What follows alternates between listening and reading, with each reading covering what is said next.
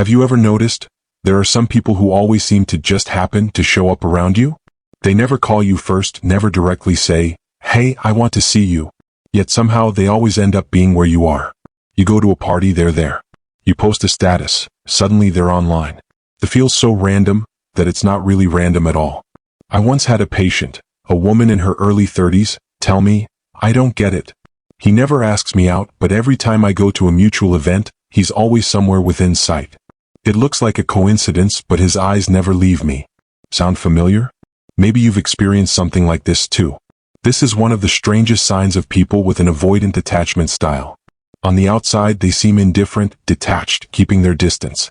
But on the inside, they're quietly obsessed with you, craving a place in your world, just never daring to get too close. And then, you do something so small. You stop. You quit texting first. You stop inviting them out. You give yourself a little space. You know what happens? They react, immediately. I've seen this play out hundreds of times in the therapy room. The moment you pull back, avoidant partners often get so uneasy that they can't help but shift their behavior. Some start texting constantly, checking in indirectly, or finding accidental ways to bump into you. Others go the opposite direction, acting cold, even sarcastic or critical, just to maintain the illusion that they are the ones in control. Psychology research shows that people with avoidant attachment often carry a deep fear of losing control. When they create distance, it feels safe. But when you're the one pulling away, they lose that sense of power, and the fear of abandonment kicks in. They may never admit it, but underneath, they're terrified of losing you. Ever been there yourself? When they've gone silent for a whole week, but the second you stop reaching out, they suddenly show up. That's not indifference. On the contrary, it's a sign of a hidden obsession. But here's the paradox. The closer the relationship gets, the more they pull away. Picture this. You and your partner have built a level of intimacy. You're opening up more, things are moving forward. And instead of leaning in, they change. Suddenly they're too busy, or they say they need more space. Worse, they might even stir up conflict just to create distance. One man I worked with admitted, "I know I love her deeply, but the closer I get, the more it feels like I'm losing my freedom, losing my safety. So I start fights to push her away, to make her mad enough to leave, and that gives me room to breathe again." Heartbreaking, isn't it? Loving someone so much that you end up destroying it, just because of fear. And here's another interesting thing. They may never say it out loud, but deep down, they're constantly comparing you to other people. On the surface, they might seem indifferent, cold even. But underneath, they keep measuring everyone else against you. And almost always, you come out on top. One client once admitted, "I pretend I don't care, but honestly, every time I meet someone new, I can't help thinking, no one could ever be like her." That's what silent obsession looks like. They won't admit it, not even to themselves, but you become the standard by which they judge everyone else. So you see, an avoidant person's obsession isn't loud. It doesn't show up in grand confessions or big romantic gestures. It shows up in those repeated coincidences, in the panic they feel when you pull away, in the conflicts they create to protect themselves, and in the private comparisons they'll never confess. But here's what you need to remember. Obsession doesn't equal readiness. Someone can think about you day and night, but if they don't have the courage to truly show up, to actually open their heart, you'll still feel alone in that relationship. This is where so many people get it wrong. They think, he cares, he just doesn't say it, or she really loves me, she's just not ready yet. But the truth is, if they're not mature enough to face their fear, your love will turn into an endless game of chase. Do you want your love to be a chess match full of strategic moves, or a safe space where both of you can be honest? Do you want to spend forever reading hidden signals and decoding confusing behavior?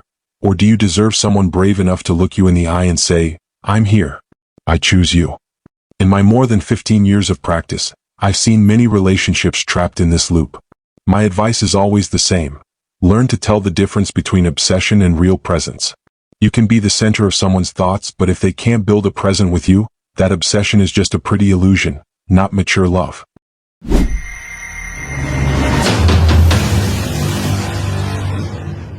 Have you ever met someone who seems indifferent, yet somehow knows way too much about you? They sit there quietly, never asking directly. But then, out of nowhere, they'll bring up something you said 6 months ago or remember the exact kind of coffee you like. One of my clients, a quiet, introverted software engineer, once confessed, "I don't want to admit that I care. But when she ordered a drink, I remembered the exact flavor from the very first time we went out together. I even remembered the look in her eyes when she took that first sip." On the outside, I acted like it was nothing. But inside, it was different. I hold on to every detail like a habit I can't stop. And that's the surprising truth about avoidant people. They often have an incredible emotional memory for the person they're secretly obsessed with. What they pretend to forget, they've actually etched deeply into their minds. And that very memory, their quiet keeping of details, is proof, even if they never say it, that you hold a special place in their thoughts. But it doesn't stop there. Often their attention takes a strange detour. Instead of simply asking, "How are you today?" they'll go around it, asking your friends, your coworkers, or quietly observing through the social circles around you.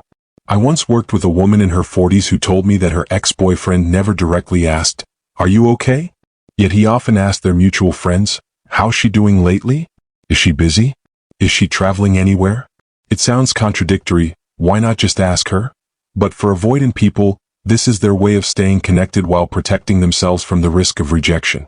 And then, there's another side I'm sure many of us have felt, the subtle jealousy. Avoidant people rarely admit to feeling jealous. Instead, they disguise it in clever ways.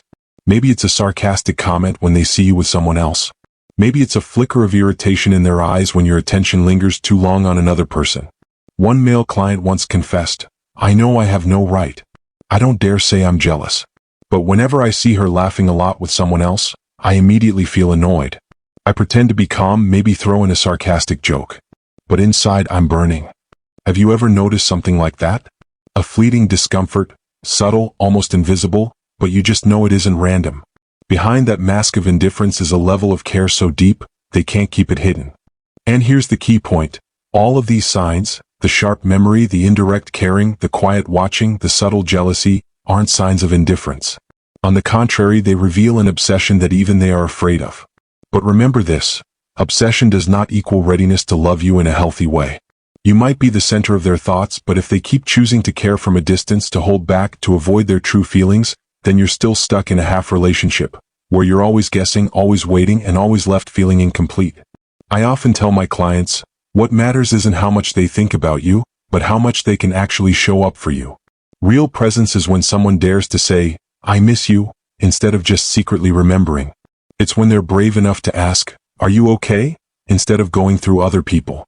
It's when they can own their jealousy honestly instead of hiding it behind sarcasm. You deserve that kind of love. A love you don't have to decode, a love where you're not playing detective.